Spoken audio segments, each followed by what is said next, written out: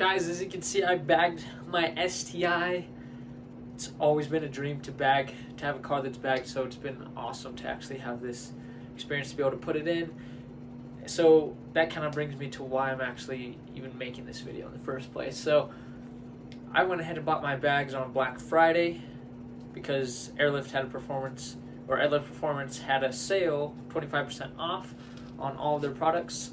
So I went ahead and I said, send it, whatever. But the problem is, and I think a lot of people are having this problem too, so that's why I'm making this video, is Airlift doesn't do a great, amazing job online at describing the difference between the Airlift 3S system, which is one of their newer systems, the Airlift 3P, and the Airlift 3H systems. So me not knowing, first time owning a car that is on bags, or ever even like putting on bags or researching bags at all. I researched it for a little bit, the time I had before the sale ended, and I couldn't really see like much of a difference between the 3S and the 3P, minus the automatic adjustments from when the car is driving. That's kind of what I got out of it.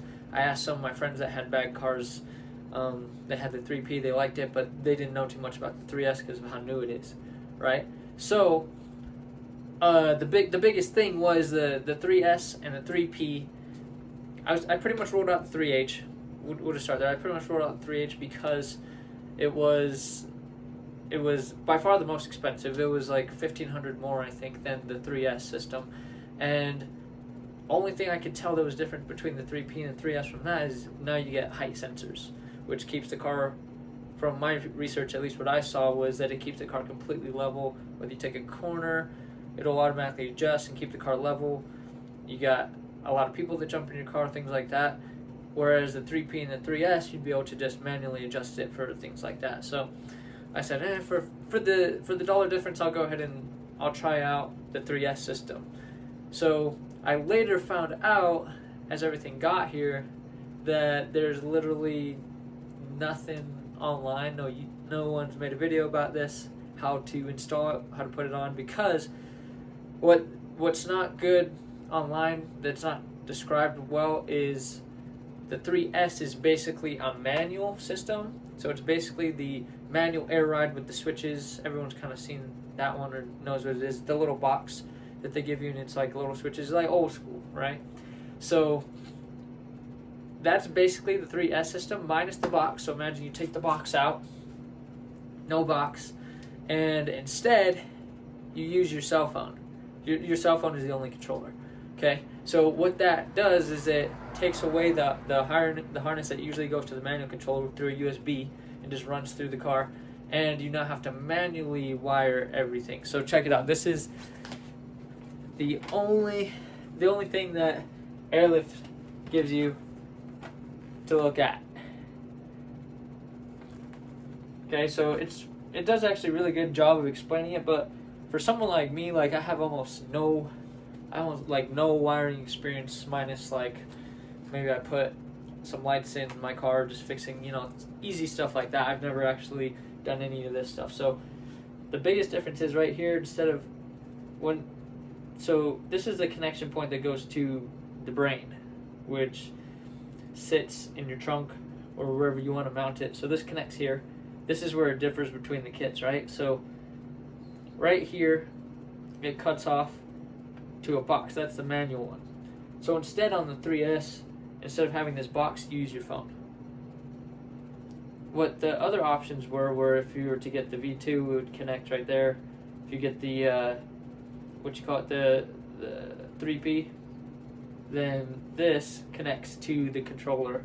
You don't have to route it, but instead you get these 3 wires down here that connect here, and you have to connect them to 3 different places. So you have to wire this all inside.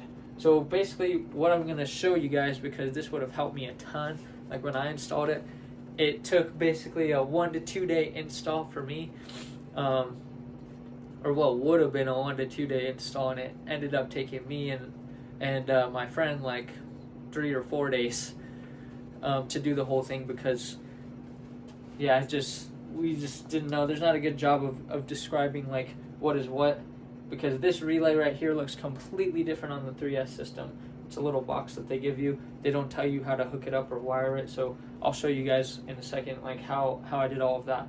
And my guess is this is going to be universal for every car. You're just going to have to run the lines a little bit differently than I did on my STI. Okay, so yeah, that's basically it. Everything starts at the battery here, it goes all the way back. So everything like this is good. I'll just show you kind of like how I ran it specifically, because like that would have helped me so much. Oh my gosh. Anyways, let's get to it. Okay guys, so first things first, just in case like if anyone doesn't know this part is like pretty easy. If you've ever done lowering springs, you've done coilovers, you've ever done anything like that, or at least how the order that I did it in first at least was I put the car up on jack stands, okay, all the way around. I took all 4 wheels off, so easy. Just take the lug nuts off, pull the wheel off, and then down there's gonna be 2 big bolts that you pull out. You disconnect the brake line and any line that are connected to your strut, okay, and then you pull that off, and then up here you're just gonna have the three bolts holding this guy in, and then you just pull out the assembly, put the new assembly in. Just make sure before you put the new assembly in, what you're going to want to do is connect the I forget the name of it, but Airlift gives you a pre-fitted line that you need to screw in there with Teflon tape before you install it. So just make sure you do that first, and then put all 4 of those in all the corners. If you're installing on an STI like I was, this is going to be a little bit of a pain. Sorry, my car's a little messy, but what you're going to have to do is take the seat out. There's a couple bolts down there, and then this piece has to come off. There's a couple bolts down there, and then you'll be able to access the rear strut from back here. See the little things hanging out there, so you can adjust it, but that's how you get to the back ones, because for some reason Subaru doesn't let you get to them from the trunk. So cool. So yeah, so that's what I did first. I put all 4 of the struts in, made sure I had all that right, and then from there, the next thing that I did is I went ahead and I ran the power and the ground, because what Fitment Industries, at least, they sent to me is a kit that has a 4-gauge wire. So like you'll see right here, this guy, and then the ground right here. So what I had to do for that is I had to run that. Sorry, my phone died. Anyways, so the power, this is the main power and the main ground that the air system uses, okay? So this comes all the way up to the battery. So what I did is I connected it here. Don't roast me, I'm still going to clean this up. This is just so you guys can see exactly how I did it before I tidy it up in the trunk. So ran this straight up here, just connected it right to the positive and negative terminals, okay? Now what's crucial is, as well, they don't do a good job of explaining this in the diagram, is right here is a fuse, okay? So they provide you with this kit. I don't know if you guys can see in there, but right there is a fuse, and you have to install that. It doesn't come pre-installed. So you got to put that in there. There's a little hex right there, right there, right there, and right there. And you can put that, make sure that's installed, okay? So once that's in, make sure you got that all clean. What I did is I just found a little grommet down in here where I could run the wires. They're coming through the fender. Just like follow same place like where your car already has factory lines running through, okay? So that's what I did, safest thing.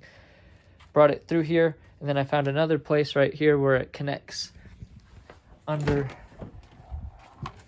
I don't know if you guys will be able to see this, but right down in there, there's another place where it came out, and then I just ran it through. I pulled up this plastic piece, ran it straight all the way down here, pulled this off.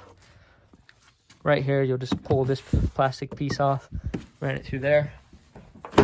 Then if you come back here, again, just this plastic piece right up through here, and then I just ran it right back behind this seat. There's a nice little grommet hole that you can use, and I just ran it straight through there. And then right now I've got everything coming right through that hole. So that's where I'll clean it all up from. So right here you see the power and the ground. They've come out. And then they give you these, which is like a distributor. Okay. So yeah, ignore all the mess right now. I've got to clean it up. But I just wanted to make this video so that hopefully it can help someone else that's having this struggle. Because I've noticed a lot of people, at least when I was looking, that couldn't figure out, oh yeah, I'm having this problem, wiring took like forever. That's, yeah, so you run the power right to this distributor, ground right to the distributor, and then it'll branch off into the other wires that need to connect to the power and ground. Okay, so I did that part. The next thing that you're gonna want to do is, well, I mean, I guess there's no particular order that you have to do this in, but I'll kind of take a pause here and I'll do it one step at a time, just in case somebody's watching it and they want to see like what they can, so you guys can go back to certain sections really. So I'll just kind of pause here. Okay, so what we've done already is you connect power to the battery. That's the fuse. Okay, doesn't look like the thing that's over there, but that's the fuse. And then this wire runs all the way to here. So this is your distributor, basically. This piece. That's where that thing that I just showed you in the trunk's at. Then you get your ground right here, and you're gonna run your ground all the way down. Here's your distributor for the ground. Okay, so right here they show it as a little yellow, can't remember the name of it, but so those two pieces right there are for your power right here, for your ground right there. So now what you got to do is you take this section, and one of these lines right here from that distributor, it's got to go to the relay. Okay, so when you go to the relay there, the other side goes over here to the one that's connected to the harness. Okay, so I mean the rest is pretty self-explanatory. The hardest part for me is like, so check this out. This relay looks like this, and then the one they give you looks like this. So it says via Aero on it. It's got S10, 1A, NY, 12 VDC, 12 volt, 40 amp, like all the little markings on it. The things that you need to know is, see there's markings 85, 86, 30, and 87. Just what plugs into what, because they give you these little like plugins right here, and you just need to know which one goes where. So that's the biggest thing. Once you get that, you just plug them in and just wire it up. So that's pretty much that line coming back here. So the next thing we'll talk about is going to be, we'll do the compressor, and then I'll show you guys how we wired up the relay. Okay, so the compressor is pretty easy. Compressor's just got power and a ground. So that ground wire is just going to go right to that distributor. So I'll show you that. So that this black line right here just comes directly out of the compressor. It's built like that. See this line, you follow it, goes right to the distributor for the ground right there. So just strip that wire, plug it in there, screw it down, another hex thing, this cap pops off. So that one's done. Then the other side is you're going to take this power, you're going to run it to the relay. Okay, so that's exactly what I did. So this power comes right here, directly out. And then if you follow this wire, it's going to be plugged in right here. Let me see if I can see it. Give me a second. I'm going to have to get closer to it so I don't unplug everything. Okay, so the relay, this guy right here, it's got 4 connection points. Okay, so first one, it's going to be right here to the air compressor. So the air compressor is going to be this red wire, comes straight out of the back here. And ran it straight here. It's going to be the front plug here. And what I did is I just looked up the diagram for this relay. If you type in all those numbers and letters on the top, S10, 1A, NY, 12, VDC, relay, it will come up on Google and you can kind of look at it. It'll show you which ones to go to. But right here, so this one's plugged in the front plug facing right here. Okay, so that's the compressor. Okay, other plugs here for the relay. So it's also going to go right to the pressure switch. Okay, so pressure switch, and then we're also getting another one, relay to the power. So that's the main power line that came up from the car. So main power line to the relay right here. So from the power line distributor, and you follow this one, it's going right to the relay. That's the one that's plugged in the back. Okay, so back, this one comes from power line, main power line from the battery is going to the back of this relay. This one right here. Okay, so that covers those. Now the other two here for the relay are going to be, we'll go with this one right here. It's going to go down to the pressure switch. Okay, so that's another thing that is not explained well online or anywhere really. So pressure switch is this guy right here. Now the thing with the pressure switch is, well, a couple of things. Pressure switch is basically, it's the switch that controls when your tank, your air tank, goes below a certain PSI pressure. It tells it, okay, kick on, I need more air, and it turns the compressor on. So that obviously needs power on the ground. So right here as well, at least in my kit, I don't know if this is wrong because this is weird to me, but it's working fine. So we'll leave it as is, I guess, unless maybe someone can help me with that. But so pressure switch here shows it screwed directly into the tank. The tank that I got had no fittings, nothing that fit that would make it look like it would go into the tank. So what I had to do is I put it down here. So right here it says 225 psi blow-off valve. So I didn't get that. And that is also showing like it looks like it's like screwed in the tank or just sitting down here.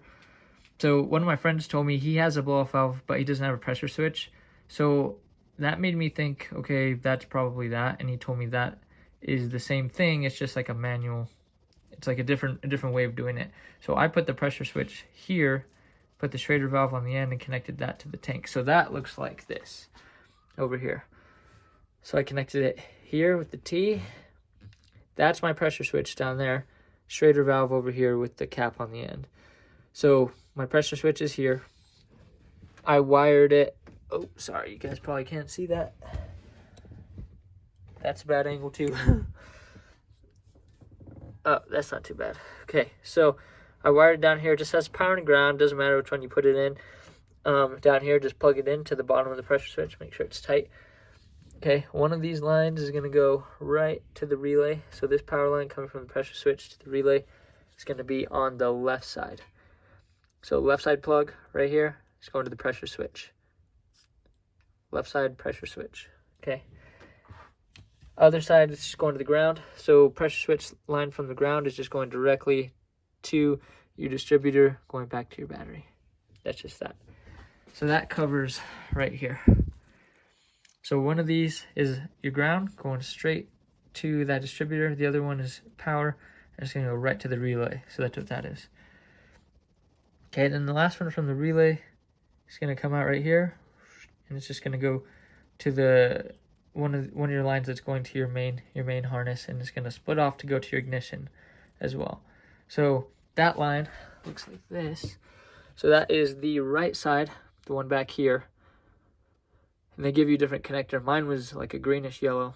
So this line right here, if you follow it, if we can see it, here it is. So this line comes out of the back of of the relay. And for me, it's going this way. And then right here, it's going to be spliced in a couple different places. So right here, I connected it. This line is going to my ignition source, which I'll show you guys in a second. And then this is connected to the black wire that is going to be connected to the main harness that connects right here. And on that wire, I believe it says ignition. I believe it's labeled. I don't know if you can see that, but it says ignition right there. So you connect it right there. So this ignition wire, where it connects here, I ran it back up through there. And this just needs to go to ignition source, any ignition source. So I ran it back through the car. And I just ran it back up in here, and I actually put it directly, well, right behind here there's fuses. And I just wired it directly into fuse for my radio. So when my radio turns on, or when I turn the key on my car, then it does it with the ignition. So that covers this part. So right here it says ignition. Oh yes, I almost forgot. The ignition right here needs a fuse. That's what that is. So they gave you a little fuse, which you just got to splice it into this wire somewhere in between that relay and oh sorry, not the relay, the brain. So where you connect it from the brain, you're gonna connect it to the fuse here, and just somewhere before it goes to the actual ignition source. So I just put mine, it's up in a little, it's in between there, the little wiring. Back in there, there's a little cubby, and it just fit real nicely, so I just put it right there and make sure it was secure. So that covers that part. Okay, and then, so that's the relay. So that's all four on the relay. Once you got those two wired up, then that just connects right to the brain. That's pretty easy. Let me just see. Let me make sure I went over everything. So 3 from the harness, 1's gonna go to the ground, 1's gonna go to the power, 1's gonna go spliced to the ignition and to the relay. So that's where the brain one goes. Pressure switch, power and ground. Down here, that's where I put the pressure switch. It actually is right here, and then it connects to those two lines. That's like that. And then the tank is pretty self-explanatory. Just make sure you put Teflon tape, don't have leaks. When I first turned it on, I had a couple of leaks that I had to address. So just make sure it's super tight on there. They give you specifications on all these things, like what to torque it down to and stuff. Make sure you put Teflon tape. But this guy is the air intakes. This is where the compressor pumps in air. This one I just blocked off. There's also one underneath my tank here that's blocked off. This one is the air intake. So this one goes from my tank. So tank pulls air from the tank, and that just goes straight into the manifold right here. And then this one has the pressure switch and the Schrader valve right there. So big thing with that is just make sure you don't have any leaks. Test it, make sure everything turns on before you turn the car on. And that pretty much covers the wiring. It's just a little bit confusing at points because you don't have any of these. Your phone is in place of all that, and you get 3 wires instead. So just make sure you run it like that. Battery, make sure you put the fuses in, and make sure you got no leaks on your tank and everything's wired up right so you don't blow anything. But that pretty much covers the wiring. So what I did for the airlines is Airlift does a real good job. These lines are nice. I got the 1/4 inch. Someone told me that the 3/8 wasn't really worth it, so I just went ahead and got that. So those are all labeled for which wheel you're putting it on. Make sure you put on the right one, otherwise like the wrong wheel will go up or down depending on which button you're pushing on your phone. So just connect those. They just push, twist, and then it locks inside real nice and snug. Make sure you cut it straight so there's no leaks. Otherwise, you'll have the airline leaking where it's on a connection point. So I just ran those back up through there. Back up in here, there's that same hole where everything's running, and then I put it underneath this plastic. And down underneath this seat, there's several grommets, and they're actually very handy. So just pull them out. You can run airlines in on each side. So I have this side, this driver's side rear, driver's side front, both running on this side. So 2 came out on this side. The other ones I ran across to the other grommet. So these come out, and then they just run directly to your air strut. Just make sure it's out of the way of anything so that nothing can get caught on it. There's no chance of any leaks or it breaking. Same thing on this one. I just put it down, and this one I put it on the undercarriage all the way to the front of the car, to the front air strut. Again, to make sure it's snug, secure. It's not going to hang. It's not going to break or anything like that. And then exact same thing on the other side. Just you got to run it across the seat here. And then I just zip tied everything really good together. That way there's nothing that can, you know, get loose or move or possibility of breaking, and make sure everything's snug and nice right there. So yeah, I already put my car back together, so I can't show you that part, but that part's pretty easy. So that runs same thing, just run it back to the front, to the rear on this, get everything tidied back up.